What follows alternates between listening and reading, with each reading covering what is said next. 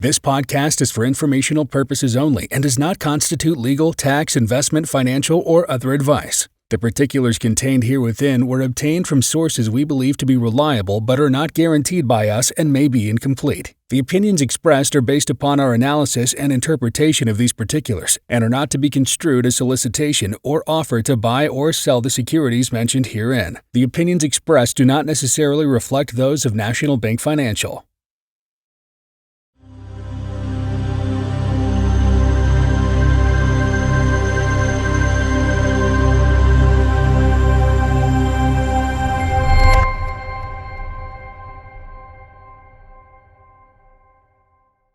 Okay. We're live. We're live. Yeah. Okay. We're going to continue this ETF series that we were promising everybody, and we're going to really dive in today into what is, if we had to pinpoint exactly one thing that is driving the amount of flows into ETF and passive vehicles, can we narrow it down to one thing? Well, yeah. As Ken alluded to on the previous podcast, it all comes down to the premise of active managers not being able to deliver alpha. Yeah, exactly. And we want to go through this and we want to explain it, but I think we should take a step back and educate the viewers about what alpha is, as we're going to be referring to it throughout the podcast. Yeah. And so it's really hard to segment, right? Obviously, there's a multitude of factors that are driving passive flows into these ETF vehicles, but we just wanted to simplify it for a lot of our viewers that we have out there to say, what is that one key thing?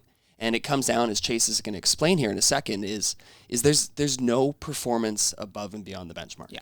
Canadian fund managers have done a horrendous job, and I got we want to walk through as Chase will show you and myself, the underperformance as a whole, but also why is there that underperformance in Canada? Yeah.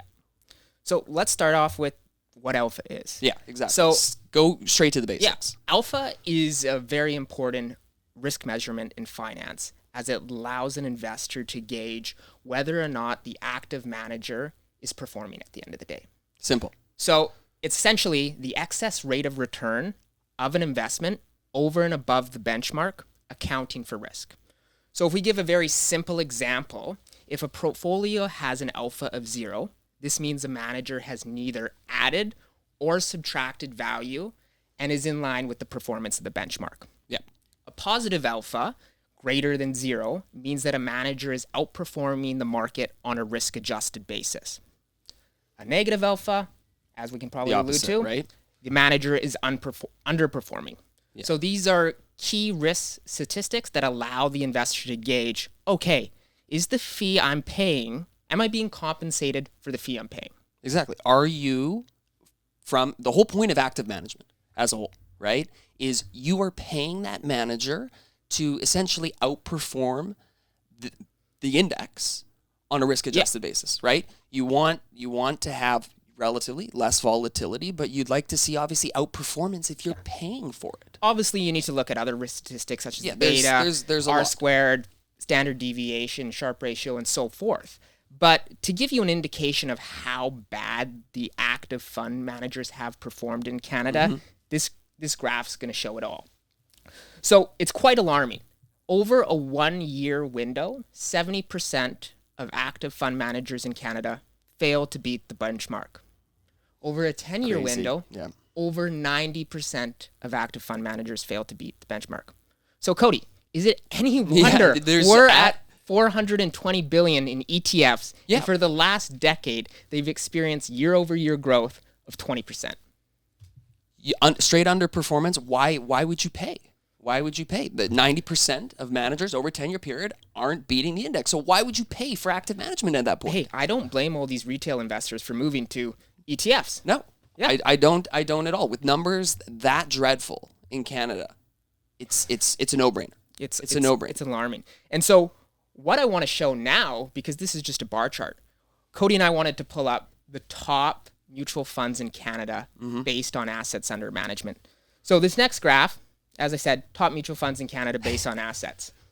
Just side note, we kind of had to blank out the actual fund names because we've gone through a couple of these things in the past, right? And we used to, I'm going to choose my words wisely here. We used to obliterate a lot of funds and actually call them out until we started receiving actual letters, legal letters. Yeah, from their lawyers. Large packages from lawyers in New York saying you need to take this down automatically. So what we've done is we have covered the names. Yeah.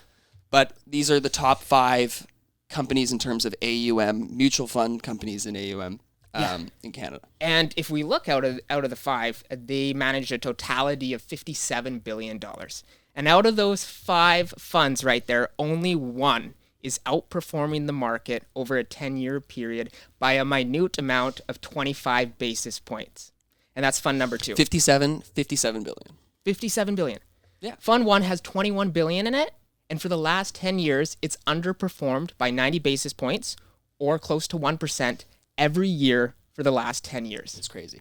But you know what? A thing, and there's some advisors that watch our podcast, and it's quite funny, is every advisor goes on to Morningstar to usually do their mutual fund research, right? They're the providers. But when you go on to Morningstar and you're looking at the actual performance, the actual benchmark that is derived is very different than the prospectus benchmark. Mm-hmm. And so what you'll see is if you actually look at Morningstar on these funds, can't show them to you, don't want to get sued. The actual index that Morningstar is using is showing that the fund is actually outperforming. But if you put it against this actual prospectus benchmark, which is written in the actual fund offering itself, which is the benchmarks here that I've gone through and actually added, you can see the underperformance. So for advisors, do your research. Yeah. Look at what the actual comparison is. What is the correlation to the benchmark? What is the R squared? Because it can tell a totally different story. And if you're choosing mutual funds and ETFs based on wrong indices, that's a big thing. Yeah. And listen, we're not saying mutual funds are bad. No. There's a lot of great mutual funds out there that deliver superior risk-adjusted return and deliver alpha over a specific window. However, the majority of the bulk, as you can see, the top 5 have underperformed. Yeah. Right. End of story. So that's just a huge portion, as we said, is why we've seen this flow. 57 billion completely underperforming, and it's a classic story amongst a lot of other mutual funds in Canada. Yeah. So I think to go from here, why have we seen so many active managers in Canada and in the US not be able to deliver alpha? Yeah. So it's a very good question, right? And it all comes down to what we call is the investment policy statement. Okay? So the investment policy statement is essentially the document that governs how the investment strategy is to be managed. It's essentially the bones of the overall strategy. Where can you go? What are specific concentration limits? What sectors can you go into? Essentially giving manager constraints and flexibility. But what we've seen over the course, and especially in my dealings with a lot of the top banks in Canada, is the IPS is not written by the portfolio managers themselves, but is written by the legal teams to protect the firm. Yeah. To protect the firm and not necessarily deliver results to the investors. Because the firm's not willing to take that risk. The firm's not willing to take a lot of these risks. So, and it's no fault sometimes to the actual PMs or portfolio managers that have discretion over these mutual funds, but they are significantly capped on what they can do. So what are some of the restrictions? Some restrictions, for example, maximum security weight that you can have in a specific mutual fund. Sometimes maximum is 5%. They'll stretch it. Sometimes it's 10%. But any time that you wanted to deploy conviction in one name, gone. You wanted to allocate to different sectors. You wanted to, let's say, hypothetically exclude financials, exclude different sectors that you didn't think were performing and over-allocate to others. you most likely have to be in 11 out of the 13 subsectors. So you also have no ability to raise cash if there may be cash concentration weights. So there are so many constraints on a portfolio manager today where the manager has no flexibility, and what ends up happening is the portfolio ends up looking exactly like the index. You over-allocate in terms of your holdings because you usually have to have a maximum or a certain level of actual individual holdings. Mm-hmm. And what we see is they end up just, like I said, looking exactly like the index. Okay? Yeah. And so one thing that if we take a look at this and show you is a big thing to judge whether a manager is truly active or not, or is actually really in line with the index, is we take a look at a concept called active share. Okay? And I don't want to bombard people with, obviously, all the financial lingo, right? Financial but it's important for them to have transparency. It's important for them to get transparency. And so if you, just bear with me for one sec, because it's a very, very important aspect. So active share essentially means based on the number of holdings that you have compared to the index, how much are you similar? Okay? So an active share, essentially of 0, means that you own every single stock in proportion exactly to the benchmark. Mm-hmm. So you are the index. No active management whatsoever. An active share of 100, or taking it to the maximum, essentially would mean that you have no holdings actually in the benchmark, which is not a good thing because then your benchmark is not actually representative of your portfolio. For sure. Okay? But it is a good guide to see, based on the underlying holdings, how different is your portfolio? How active is your portfolio? And so that guide that we see on the screen there shows you kind of in terms of realms of, based on active share, 0 being no active, 100 being obviously the most active, where can a fund lie? Okay, so basically 0 to 20% is what we call completely passive. Mm-hmm. Okay, so it's mimicking the index. 20 to 60% is what we call the very dangerous realm. That is the realm of closet indexing. Can you explain what a closet indexer is, just in case people don't know what that is? Closet indexing is essentially saying that you are an active strategy trying to outperform a benchmark, but in terms of your holdings, like we've explained with active share, you pretty much are the benchmark. Yeah. You pretty much are the benchmark. So why are you paying to have active management when you are the benchmark? Mm-hmm. And so that's why that closet indexer space is a very good, this is why active share kind of comes full circle, is if you're able to look at the active share on a specific mutual fund for that matter, you can actually figure out whether it's being truly active or is it really kind of just passively tracking the index. Yeah. Right? And so this is a huge, huge problem across not only Canada, where I would say the worst, but across the entire globe, because people are paying for active management when in fact the actual funds they're investing in are actually passive. Yeah. So why don't we look at an example of the active shares for the funds we just listed? So first thing, as I was explaining, no worries. But when I was talking about Canada being a very bad place for closet indexing, this chart goes to show you. Yeah. Okay, so it lists different geographic realms. We have Canada, US, Switzerland, Ireland, France, Germany, all of that. And we give the proportion of what is based on active share, what we've already explained, what funds are truly active, what funds are explicitly indexing, and what funds are closet indexers.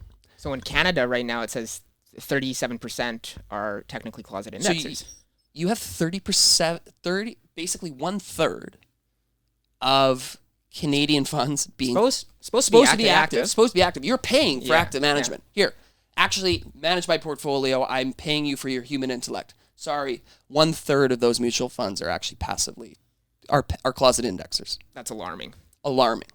alarming. And so what that goes to show you is if your portfolio is essentially the index,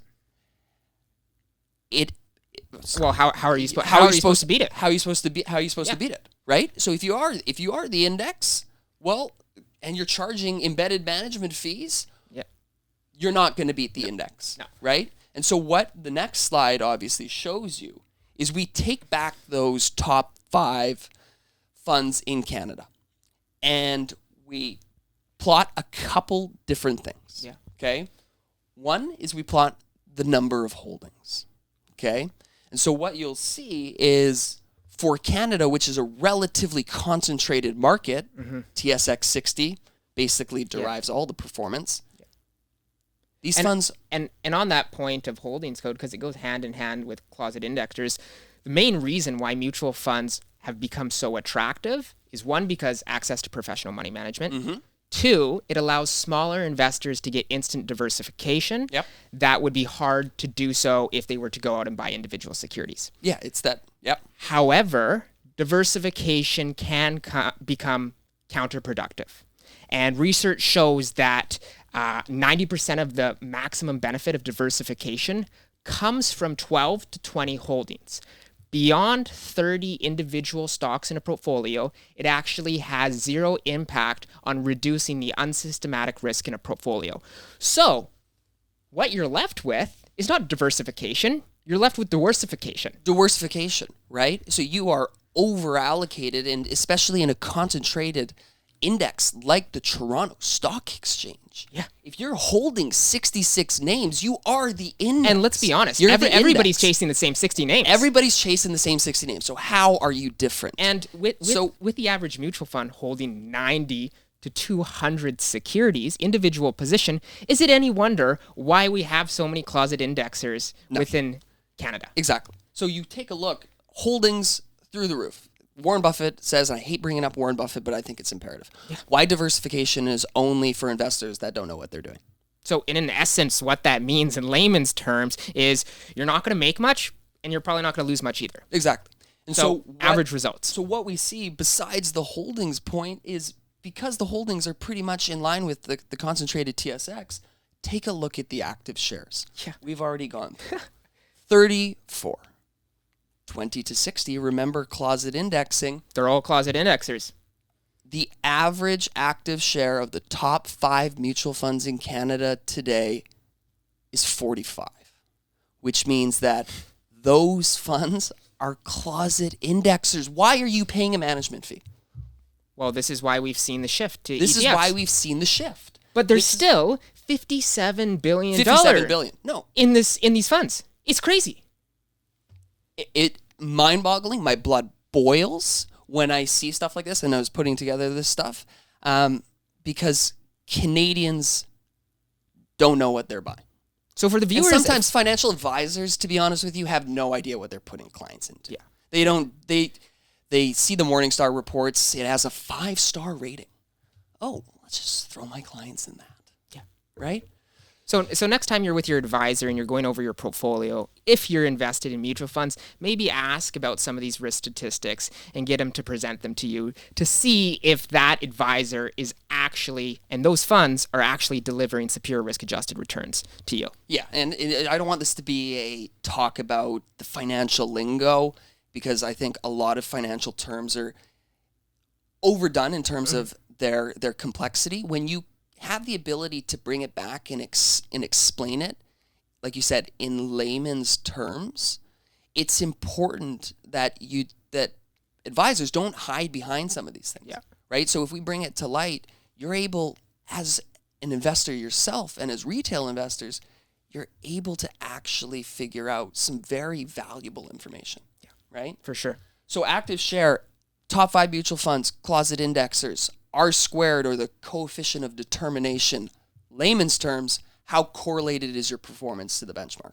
0 being no correlation, 100 being perfectly correlated. 90%. 90% correlation in terms of performance. Okay?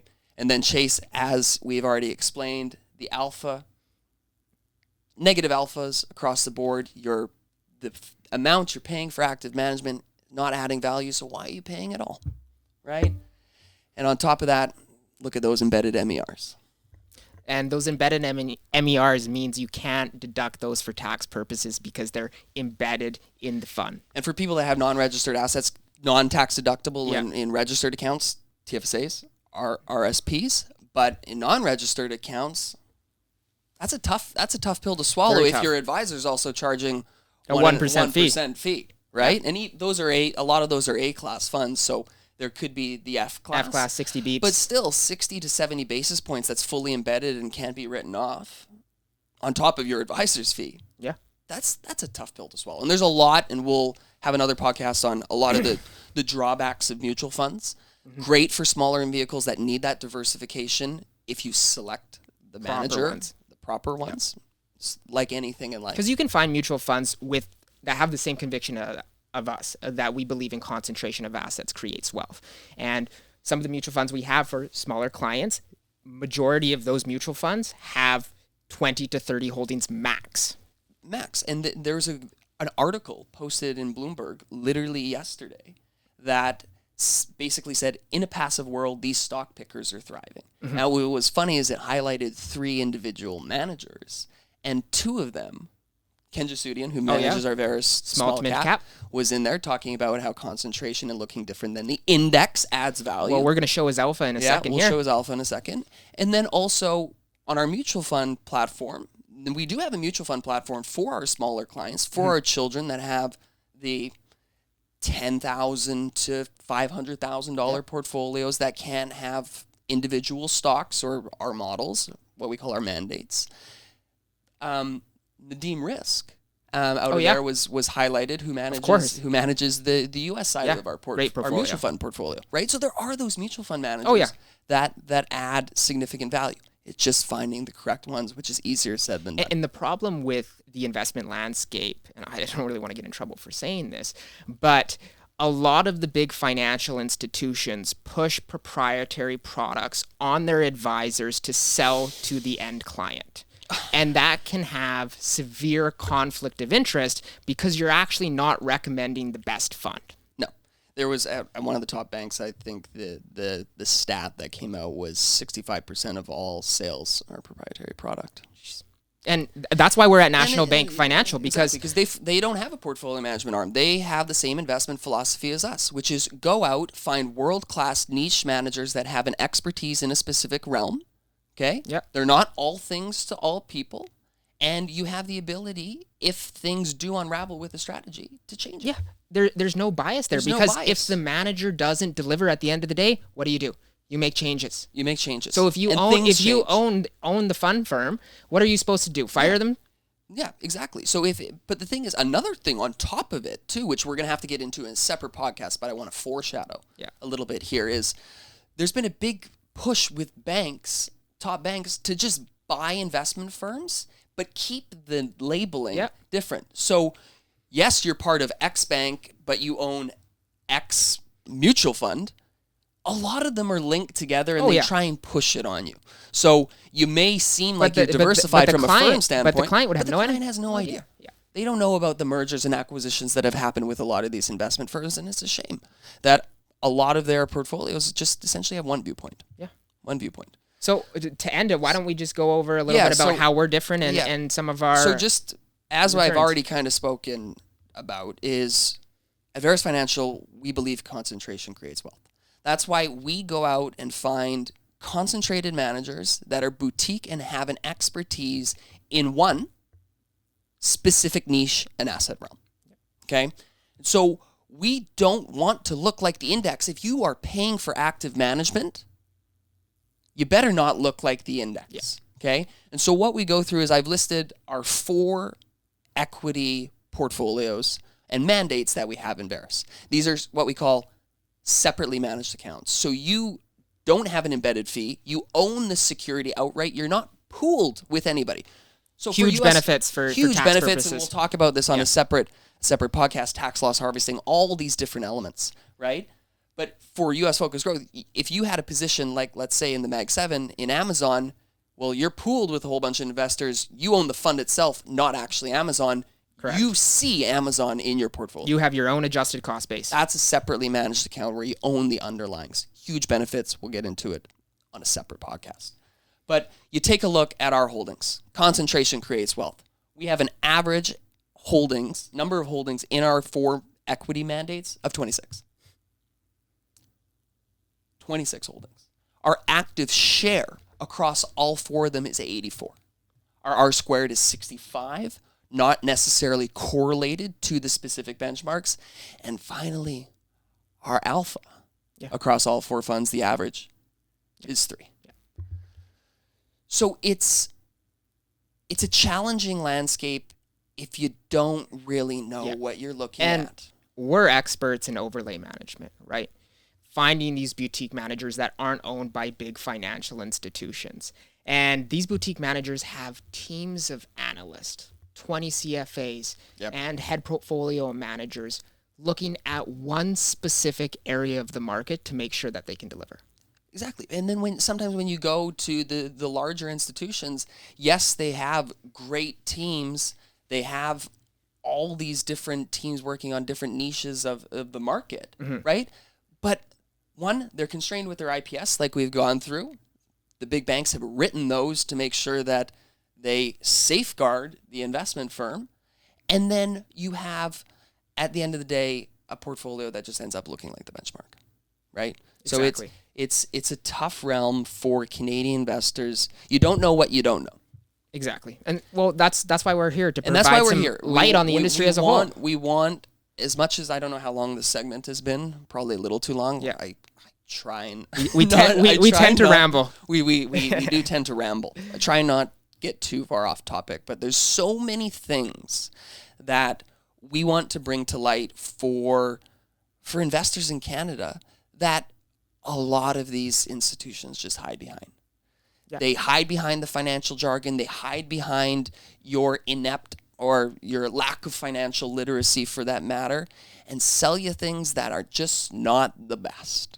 So we want to bring those things to light, show you a different approach. And obviously, this is just our opinion. We have a lot of data to back up what we're saying. But over the course of, I would say, the last 20 plus years that we've been doing this, there's been significant value added through this process. 100%. And I think that's a good place to end. And, we'll talk a little bit more about what we do at Verus and our value added on another podcast. Exactly. So, okay. Awesome. Awesome. Thanks, everybody, for tuning in.